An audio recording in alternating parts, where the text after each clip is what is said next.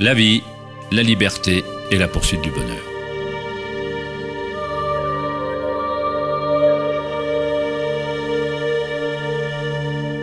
On vit sa vie à la poursuite du bonheur qui se trouve quelque part, comme s'il s'agissait d'un produit.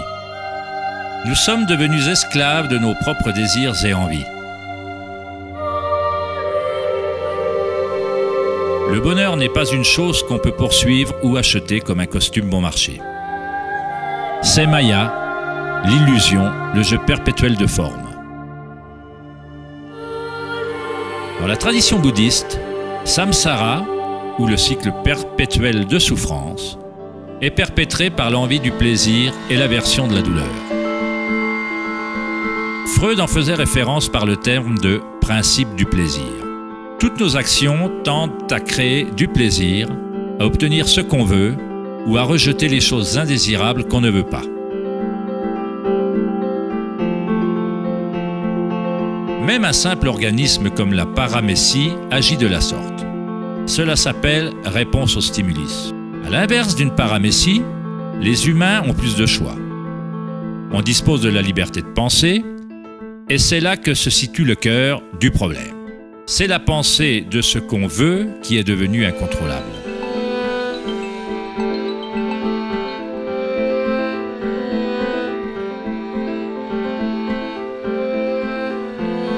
Safety systems armed.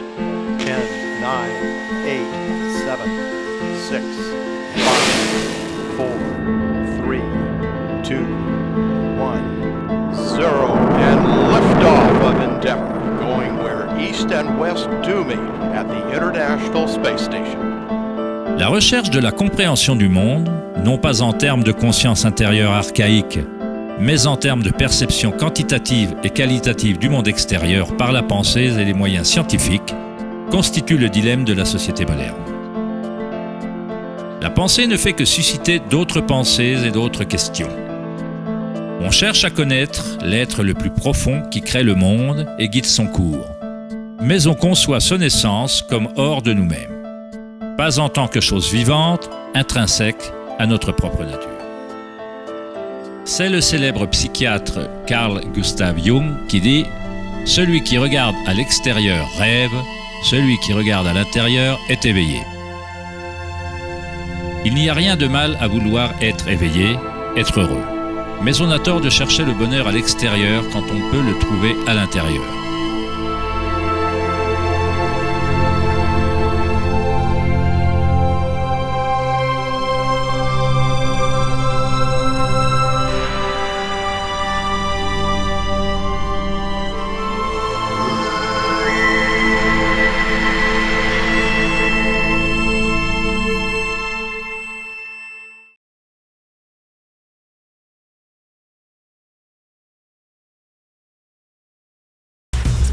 Le 4 août 2010, lors de la conférence Techonomy organisée à Lake Tahoe en Californie, Eric Schmidt, le PDG de Google, a évoqué une statistique étonnante. Tous les 2 jours, selon Schmidt, le nombre d'informations que nous créons équivaut à celui des informations que nous avons accumulées de l'aube de la civilisation jusqu'à 2003. Cela représente à peu près 5 exabytes de données. L'histoire humaine n'a jamais connu autant de pensées et d'effervescence sur la planète.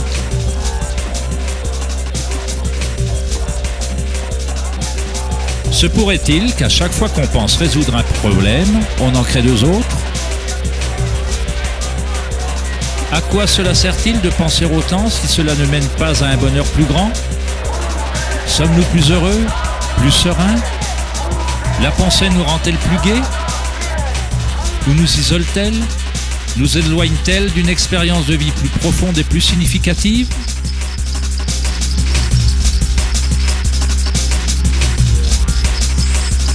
Penser, agir et faire doit s'équilibrer avec être. Après tout, nous sommes des êtres humains, pas des faits et des gestes humains.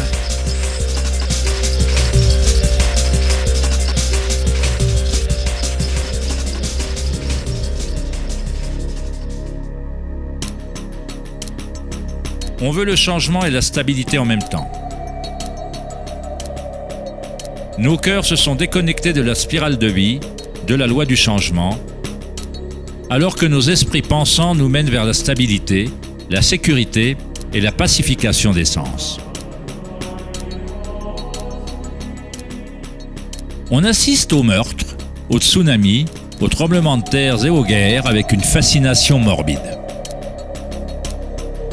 On tente de s'occuper l'esprit constamment, de le remplir d'informations, d'émissions télévisées affluent de tout système concevable, de jeux et de puzzles, de messages textuels et de toutes choses insignifiantes. On se laisse hypnotiser par le flot incessant de nouvelles images, de nouvelles informations, de nouvelles façons de titiller et d'apaiser ses sens. Au cours de périodes de paisibles pensées intérieures, il se peut que notre cœur nous dise que la vie est plus que la réalité actuelle, qu'on vit dans un monde de fantômes affamés, désireux et jamais satisfaits.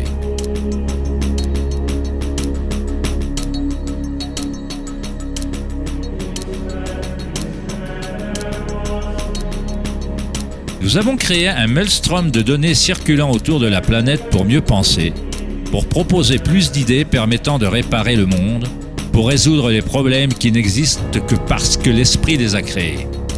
La pensée a créé cet énorme bourbier dans lequel nous nous trouvons actuellement.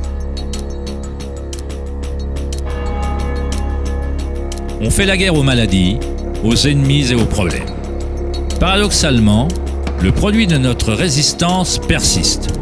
Plus on résiste à une chose, plus elle se renforce. C'est comme faire travailler un muscle. En fait, on renforce la chose même dont on veut se débarrasser. Dès lors, quelle alternative existe-t-il à la réflexion ? Quels mécanismes les humains peuvent-ils utiliser pour exister sur cette planète ?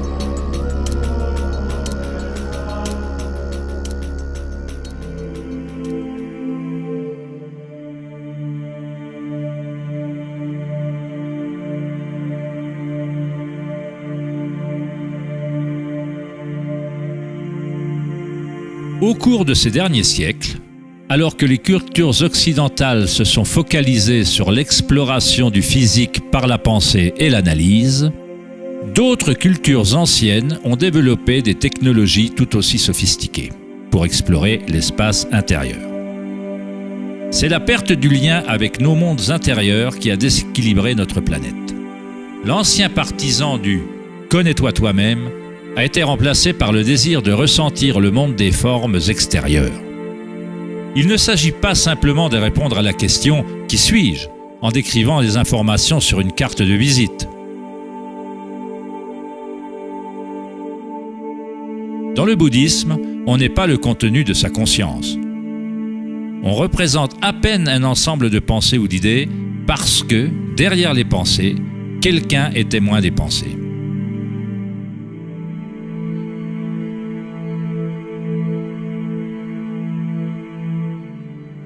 L'essentiel « connais-toi toi-même » est un koan, une devinette introuvable. À la longue, l'esprit se fatiguera à essayer de trouver une réponse. C'est uniquement l'identité du moi qui veut trouver une réponse, un objectif, comme un chien qui court après sa queue.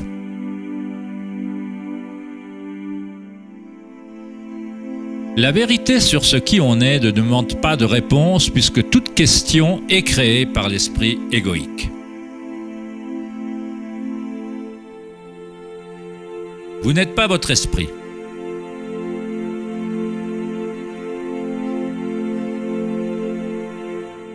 La vérité ne se trouve pas en augmentant le nombre de réponses, mais en diminuant le nombre de questions. Comme Joseph Campbell le déclara, « Je ne crois pas aux gens qui cherchent le sens de la vie autant qu'ils cherchent le sentiment d'être vivant. »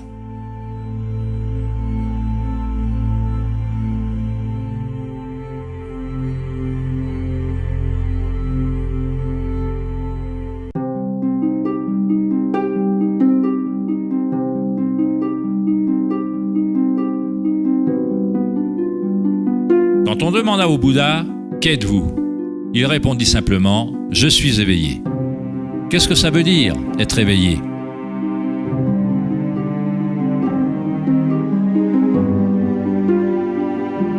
Le Bouddha ne donne pas de précision, car chaque vie individuelle s'épanouit différemment. Mais il affirme une chose, c'est la fin de la souffrance.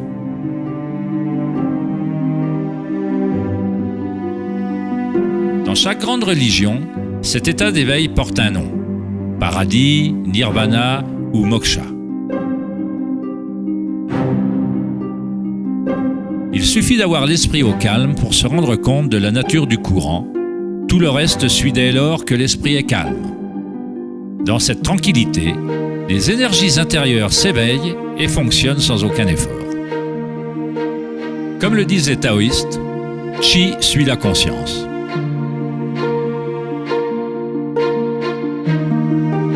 En restant tranquille, on commence à entendre la sagesse des plantes et des animaux. Le calme chuchote dans les rêves et on apprend le mécanisme subtil par lequel ces rêves se matérialisent. Dans le Tao Te Ching, ce genre de vie s'appelle Wai Wu Wai. Agir, non agir. Le Bouddha dit de la voie moyenne qu'elle mène à l'illumination. Aristote décrivit le juste milieu, le milieu entre deux extrêmes, comme une voie de beauté. Pas trop d'efforts, mais pas trop peu non plus. L'équilibre parfait entre le yin et le yang.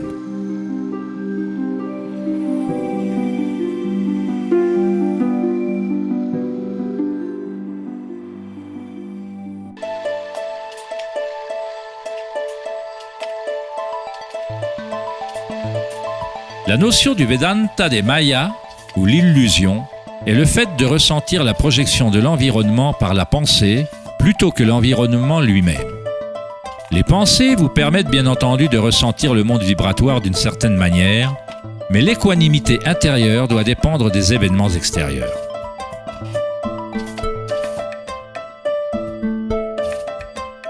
Croire en un monde extérieur indépendant du sujet qui perçoit est fondamental à la science. Mais nos sens ne nous donnent que des informations indirectes. Nos notions de ce monde physique créé par l'esprit sont toujours perçues en fonction des sens et sont par conséquent toujours incomplètes. Il y a un champ vibratoire sous-jacent à tous les sens. Les personnes atteintes de synesthésie ressentent parfois ce champ vibratoire de façon différente. Les synesthètes perçoivent les sons comme des couleurs ou des formes ou associent les qualités d'un sens à un autre. La synesthésie fait référence à une synthèse ou à un mélange des sens. Les chakras et les sens sont comme un prisme filtrant, un continuum vibratoire. Toutes les choses de l'univers vibrent, mais à des niveaux et fréquences différents. L'œil d'Horus est composé de 6 symboles représentant chacun un des sens. La pensée est considérée comme un sens, comme dans le système védique ancien.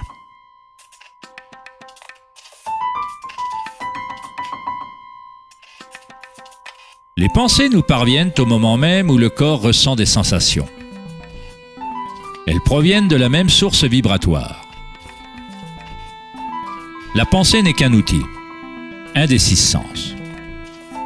Mais nous l'avons élevé à un tel niveau que nous nous identifions avec nos pensées. Ne pas identifier la pensée comme un des 6 sens est très significatif. On se laisse tellement submerger par la pensée que d'essayer de la définir en termes de sens est comme parler de l'eau à un poisson. L'eau. Quelle eau ?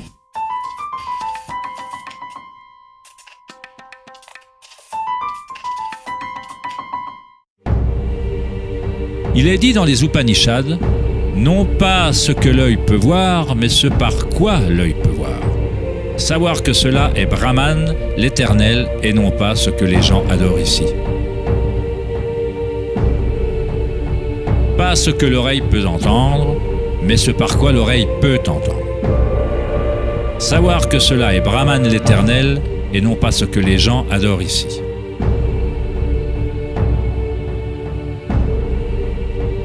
Pas ce que la parole peut éclairer, mais ce par quoi la parole peut être éclairée.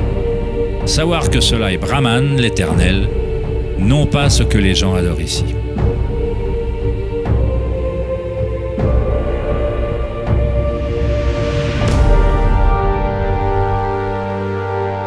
pas ce que l'esprit peut penser, mais ce par quoi l'esprit peut penser. Savoir que cela est Brahman l'Éternel, et non pas ce que les gens adorent ici.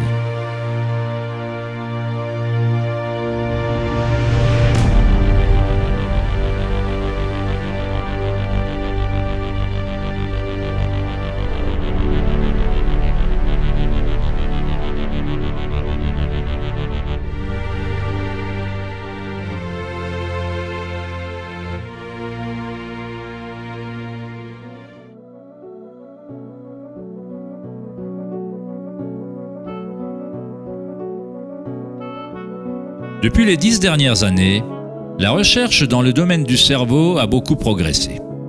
Les scientifiques ont découvert la plasticité neurale, un terme qui véhicule l'idée que le réseau physique du cerveau change en fonction des pensées qui le traversent. Comme le psychologue canadien Donald Hebb le décrivit, des neurones qui stimulent en même temps sont des neurones qui s'assemblent.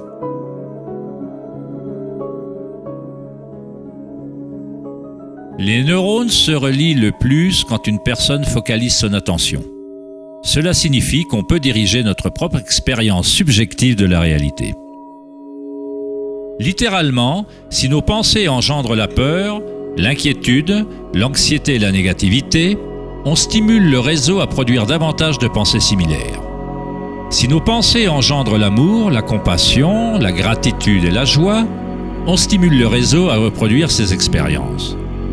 Mais comment fait-on si la violence et la souffrance nous entourent? Ne s'agit-il pas d'une forme d'illusion ou d'idéalisme? La plasticité neurale ne ressemble-t-elle pas à la notion du nouvel âge, qui crée la réalité par des pensées positives? En fait, il s'agit de la même chose que le Bouddha enseigna il y a 2500 ans. On pourrait décrire la méditation vipassana, ou méditation profonde, de plasticité neuronale autodirigée. On accepte sa réalité exactement telle qu'elle est en réalité. Mais on la ressent au niveau fondamental des sensations, au niveau vibratoire ou au niveau énergétique, sans qu'elle soit préjugée ou influencée par la pensée. En focalisant son attention au niveau fondamental de la conscience, on crée un réseau qui suscite une perception tout à fait différente de la réalité.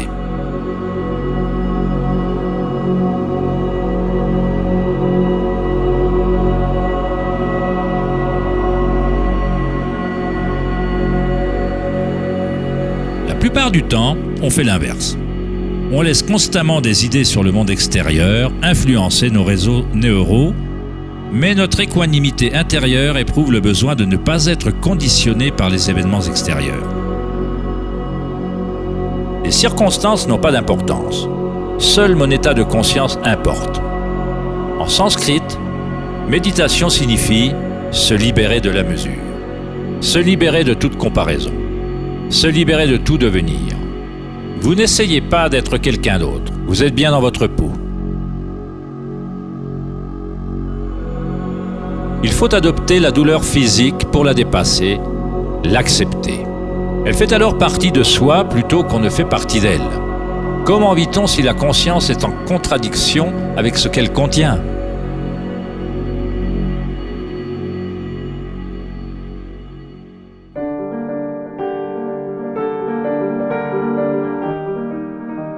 Comment vide-t-on son cœur d'ambitions insignifiantes ? Cela doit être la révolution totale dans la conscience. Un changement radical d'orientation du monde extérieur vers le monde intérieur. Il ne s'agit pas d'une révolution déclenchée uniquement par la volonté ou l'effort, mais également par la reddition, et telle qu'elle est.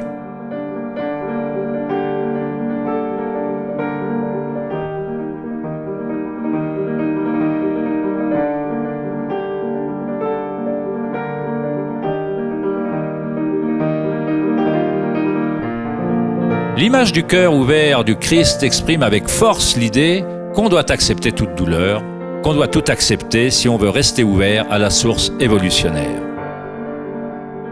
Cela ne veut pas dire que vous devenez masochiste. Vous ne recherchez pas la douleur. Mais quand elle se présente, ce qui est inévitable, vous acceptez simplement la réalité comme elle est au lieu de vouloir une autre réalité.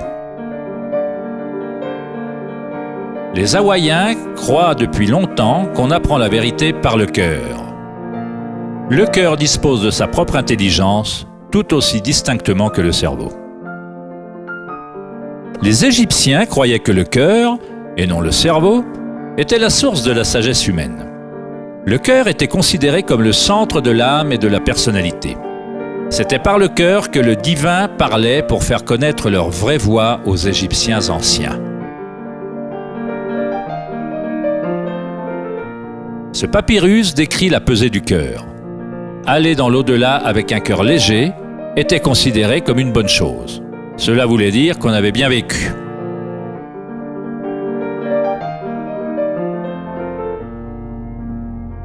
Ressentir sa propre énergie comme étant l'énergie de l'univers est une étape universelle ou archétype que les gens ressentent dans le processus d'éveil du centre du cœur.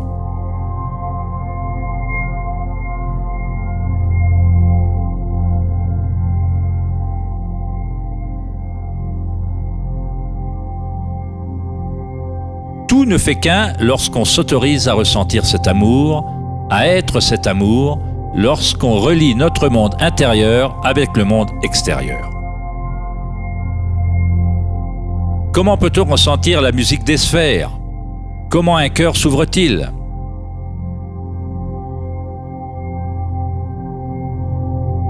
Sri Ramana Maharshi déclara « Dieu est en vous, en tant que vous, et vous ne devez rien faire pour être Dieu, réalisé ou autoréalisé. Il s'agit déjà de votre véritable état naturel. Abandonnez toute recherche, concentrez-vous vers l'intérieur et sacrifiez votre esprit à votre être unique en rayonnant dans le cœur de votre être même.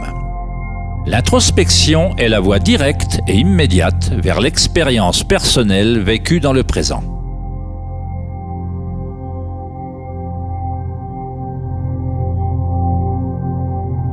En méditant et en observant vos propres sensations et votre vivacité à l'intérieur, en réalité, vous observez le changement.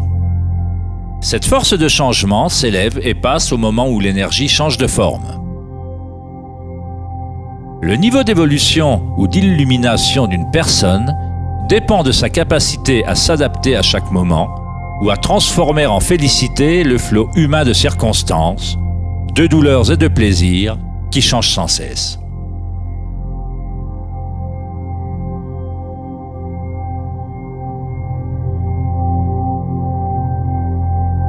Léon Tolstoï, auteur de Guerre et paix, dit « Tout le monde pense à changer le monde, mais personne ne pense à se changer soi-même. »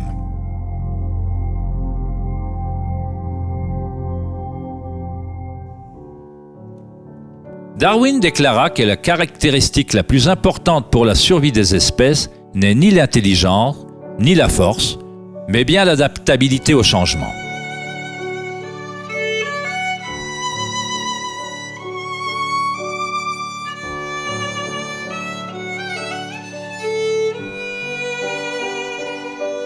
On ne doit pas s'émettre en adaptation.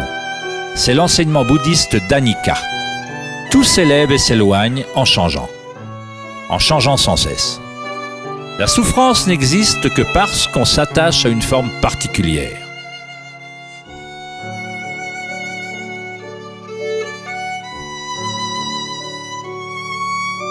Quand on se rattache à la partie témoin de soi-même qui comprend Anika, le cœur s'emplit de félicité.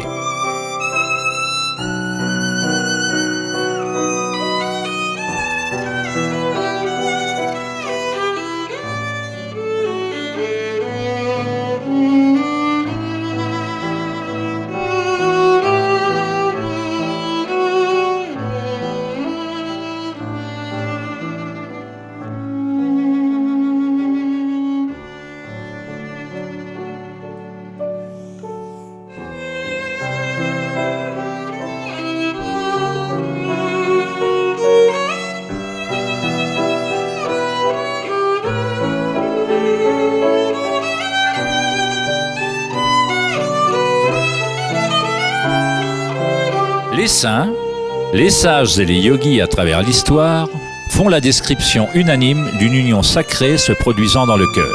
Qu'il s'agisse des écrits de Saint Jean de la Croix, de la poésie de Rumi ou des enseignements tantriques d'Inde, tous ces différents enseignements tentent d'exprimer le mystère subtil du cœur. L'union de Shiva et de Shakti se trouve dans le cœur. Le masculin pénètre dans la spirale de vie et le féminin s'abandonne au changement. Témoigner et accepter inconditionnellement tout ce qui est.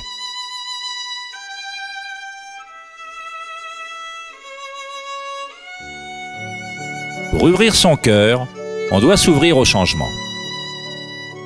Pour vivre dans le monde solide en apparence, il faut danser avec lui, s'y engager, vivre pleinement, aimer pleinement, tout en sachant que ce n'est pas permanent et que toute forme finit par se dissiper et par changer.